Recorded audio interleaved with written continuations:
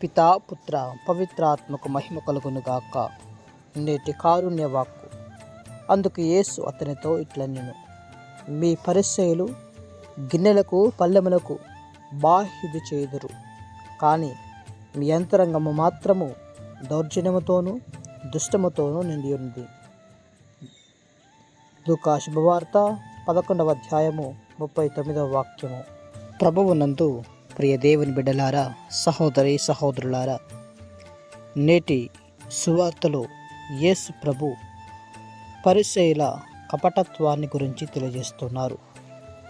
వారు బాహ్యముగా పవిత్రముగా పరిశుద్ధంగా కనిపిస్తున్నారు, కానీ వారి యొక్క లోపల జీవితం, వారి యొక్క ఆంతరిక జీవితం అవన్నీ కూడా స్వార్థముతోనూ లోభముతోనూ పాపముతోనూ నిండి ఉన్నాయి. అయితే ఈ యొక్క వాక్యము ద్వారా క్రీస్తు ప్రభు మనకు తెలియజేసే సత్యం ఏంటంటే, దేవుడు మన యొక్క బాహ్య పరిశుద్ధత కన్నా ఆంతరిక పరిశుద్ధతను కోరుకుంటూ ఉన్నాడు. మన జీవితం శుభ్రముగా ఉండాలంటే ముందుగా మన యొక్క హృదయం శుభ్రంగా ఉండాలి. బయటకు కనిపించే విశ్వాసము కాదు, లోపల ఉన్న నిజమైన ప్రేమ, దయ, సత్యం, వినయం, ఇవే దేవునికి ప్రీతికరమైనవి.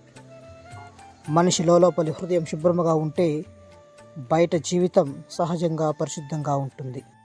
కాబట్టి ప్రియ దేవుని బిడ్డలారా, మనము మన యొక్క ఆంతరిక జీవితాన్ని ధ్యానిస్తూ దానిపై ఎక్కువ శ్రద్ధ నిలుపుతూ మన యొక్క జీవితంలో దేవుని యొక్క సహాయాన్ని కోరుతూ పరిశుభ్రముగా ఉండడానికి ప్రయత్నించుదాం. దేవుడు మనలను మన కుటుంబాలను దీవించి కాచి కాపాడును గాక. ఆమేన్.